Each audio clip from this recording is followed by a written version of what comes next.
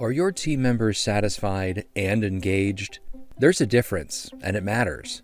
In today's competitive world, building a team culture where satisfaction and engagement work hand in hand is the secret to long-term success.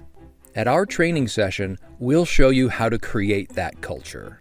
Inspired by Jason Kay's groundbreaking leadership framework, this one-day training gives you practical tools to increase employee satisfaction and drive deeper engagement. It's time to rethink your team culture and get results. Seats are limited. Register today for Cultivating a Rainforest Team Culture at www.jasonkay.com. That's www.jasonkae.com. Welcome to Leading Your Culture with Bill Nye. This episode is brought to you by Multifamily Media Network, delivering the latest news, ideas, and inspiration across the multifamily sector. Now let's go ahead and jump into the next episode of Leading Your Culture with Bill Nye. Welcome back to another episode of Leading Your Culture with Bill Nye, and I'm your host, Bill Nye. So I see things posted on LinkedIn all the time about leadership and why people quit their jobs and all this talk about whether or not employees are happy and the reason they leave. And it's interesting to me that I see these types of posts all the time, and they're very powerful, and I think there's a tremendous amount of truth to them. But the thing that really I find fascinating is that as I read them, it doesn't seem as if anything ever actually changes. So it got me to thinking about a very powerful principle that I wanted to talk about on today's podcast, and that principle is known as situational ethics. So I think that it's really important for leaders to identify sort of how they want to lead and whether or not situational ethics is going to play a role into their leadership style or their leadership philosophy. So you might ask, well, what exactly is situational ethics?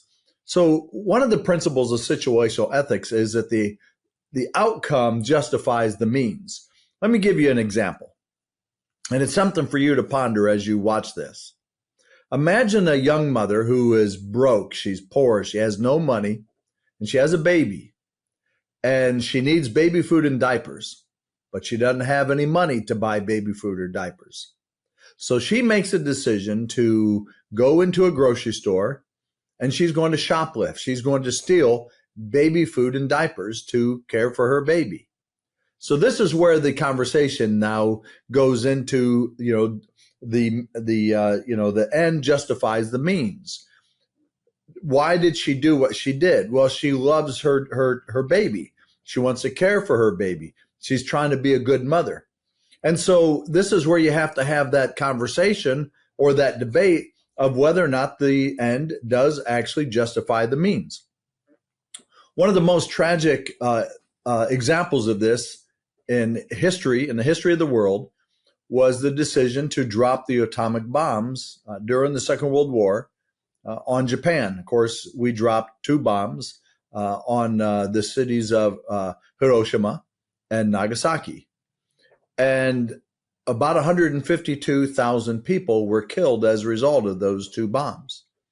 The pilot, Captain Lewis, the pilot of the Enola Gay, the aircraft that dropped the bomb on Hiroshima, after he dropped the bomb, he simply said, "My God, what have we done?"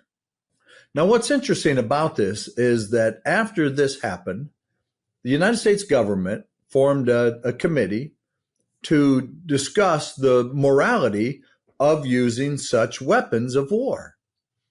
And you had two sides. One side argued that nothing could justify such an awful act. The other side argued that it was actually an act of compassion, that by dropping the bombs, we saved more lives, that it ended the war and it actually saved more lives than those that were killed as a result of dropping of the bombs. Now, I'll tell you, as a former military member, I have been a part of that conversation many, many times. I've been a part of many conversations going through my leadership training, and situational ethics was actually a block that was taught during my time at the NCO, the Air Force NCO Leadership School, we had a whole block on situational ethics, and this was one of the examples that came up. And we had a very spirited debate within that room of whether or not the end justified the means, whether or not, a mother who shoplifts, it's the shoplifting, the criminal act is justified because of the reason behind it. And so, it was interesting when you look at this study, or the commission, or the committee rather, that met after World War II and discussed, the pros and cons of using such weapons of mass destruction. You may find it interesting that those on the committee who are non-military, mostly scientists, didn't believe that it was ever moral or right to do. While those who are on the committee who were military, in the military, believed that it was the right thing to do, that it ended the war quicker and it actually saved a lot of lives. So take this back to your everyday job as a leader, where you're faced with tough decisions every day, decisions on whether or not to take action because an employee has committed some, violated a core value or a company policy. And it's as human beings, it's very difficult to remove the human factor from this and look at the situation and say, well, it's black and white. Our company policy says X, therefore we have to do, the following. Well, it's also very easy to say, listen, I understand. I'll give you an example. I had a really, really, really good maintenance supervisor that was working for the company that I was leading at that time. Great guy, really good at his job. Everybody liked him. And it was at this time, we still had properties, that had master keys. And so one key would unlock every door. And this just terrific guy, this terrific maintenance supervisor, left his master key in a door. Now, he didn't report that he lost his keys immediately. Quite a bit of time passed before he finally came forward and said, I've lost my key. I suspect, and I don't remember, and maybe he shared this with us, that at the time he was trying to find the key, retrace his tracks. But I think it was a couple of days, if I remember correctly, a couple of days went by before he finally came forward and reported to his regional manager that he had lost the master key, which of course put every resident at risk. As it turns out, somebody found the key and turned it into the office several days later. But that person who found the keys, of course, had access to every door in the community during that time before the keys were returned. So we had to have an internal conversation about what to do. And so this is where, ethics versus morality comes into play. From a situational ethics standpoint, you could say, well, this guy's really good at his job. He's very, very sorry. He's contrite. He hates that this happens. It will probably never happen again. And so, we should give him, maybe some form of discipline, a write-up, maybe suspend him for a couple of days without pay, but in no way, shape, or form should he be terminated. But then you could go the other way and say, well, the company policy is clear. It's black and white. He signed a document stating that he understood the importance of key security, and he violated that policy, lost the key, and his actions could have had catastrophic impact on a resident or on many residents. And so, leadership is not always, easy. It's not always black and white. What do you do in these cases? There are times when it's very black and white. I remember being at a conference several years ago as the keynote speaker, and the president of the company got up and said, listen, I want to address something because I know it's being talked about, and I want to make sure that, we handle this the right way, and I'm going to share the facts. I'm not going to cast any judgment. I'm just going to share the facts and tell you what we've done about it. And what had happened was a manager and an assistant manager, and I don't know who came up with this scheme. I can't imagine they came up with it together. one of them probably came up with it and then looped the other one in, and that person agreed to it. But the scheme was that they would apply for a credit card in residents' names, new residents. So you move in, they have all your personal information. They would apply for a credit card and have the credit card delivered to the office. And then they would each use that credit card one time. So the manager would use it once, the assistant manager would use it once, then they would cut it up and never use it again. And then they would apply for another credit card under another resident's name, and they would keep doing. And these two did this to the sum over $100,000 worth of merchandise. Now, I think most people would say, well, that's an easy one. You fire them both. And I agree. That is an easy one, and that is exactly what they did. And I remember the president saying, unfortunately, we are not the victims. And because we're not the victims, we can't press charges. We have encouraged the residents. And I don't remember, he revealed how many residents were victim of this crime. But he said, we've encouraged all of them to file criminal charges against them, and we will cooperate in the investigation all the way to we are willing to go to court and testify against these two, because what they've done, and I love this, he was absolutely right, because what they've done didn't reflect just on them. It reflected on all of us, that we as an organization can't be trusted. We as an organization are a bunch of thieves. And, I appreciated the fact that he understood the severity of this behavior. But that's an easy one. But going back to the maintenance supervisor, those, for some of you who are watching, it's like, oh, it's an easy call. You fire him. For others, you say, man, it's hard to find, good maintenance people, especially, if he's as good as you say with the work ethic and the attitude and the behavior that you say. He didn't do it intentionally. No, I wouldn't fire him. And I know you're probably wondering, so what happened? Well, we terminated him. And we had a very candid conversation about why we were terminating him. He understood. And this was many years ago. And I will tell you, I've had many conversations with him since, as him being a former employee. We've had terrific conversations. He asked if I would serve as a reference for him for a job in a different industry. I said, absolutely.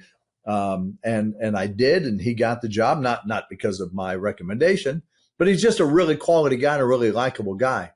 But this is a situation where he understood that we weren't going to lead through situational ethics. We were going to lead in a more moral way, which is, we're going to stand true and be consistent in what we believe to be acceptable and unacceptable. So this goes back to what I talk about all the time with culture. Because, as I talk about this, I wrote about it in my book, Culture Grows. I talk about how while people struggle to define culture, I've given a very simple definition of culture, and it's three things. Number one, it's what you expect. So those are, all the expectations that you lay out for performance, for attendance, and, so on and so forth, sales quotas, whatever expectations you lay out. Number two, what will and will not be tolerated. And then number three, how you treat one another. So when you blend those three things together, I think, it makes the decision never easy, but easier, because in this case, we were clear about our expectations. And one of those expectations was that you treat key security, like it's a life or death situation, because quite frankly, it can be.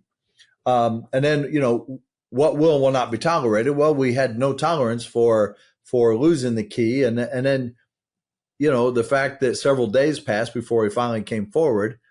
But then we had to be consistent with how we treat one another, which meant that we didn't treat him as if he was the enemy. We didn't treat him as if he was a criminal. We didn't treat him as if, he was some careless, heartless, individual. We treated him with kindness, compassion, respect. And it was a parting that, he understood and he agreed with. And so, here we are years later, And I could reach out to him today, and I know that he would, if he's available, he'd answer. We'd have a great conversation. We've actually met in person and had, I believe, lunch together one day. And so, the relationship was treated in accordance with our culture, which is how we treat one another. So I think as leaders, you got to really take a deep look into this, this theory, this philosophy of situational ethics, and whether or not you want to lead that way. I will tell you that you'll have people who will work for you who will argue for it and believe that it's the right way to lead.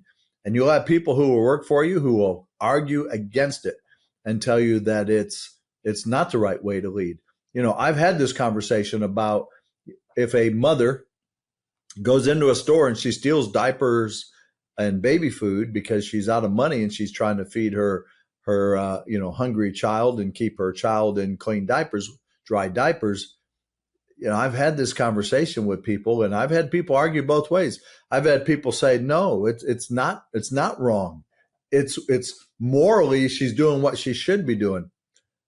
I'll be very transparent with you. I've argued that the moral thing to do would be to seek out help, would be to go to somebody and say, listen, here's my situation, and I'm embarrassed to ask, but I love my child, and I'm going to bury my pride for my child, for my baby, and I need help. Would you help me get baby food and diapers? And of course, I'll tell you, listen, I was in a grocery store just outside of Chicago very recently, a few months ago, and the couple in front of me, they were $40-some shy of being able to pay for their groceries.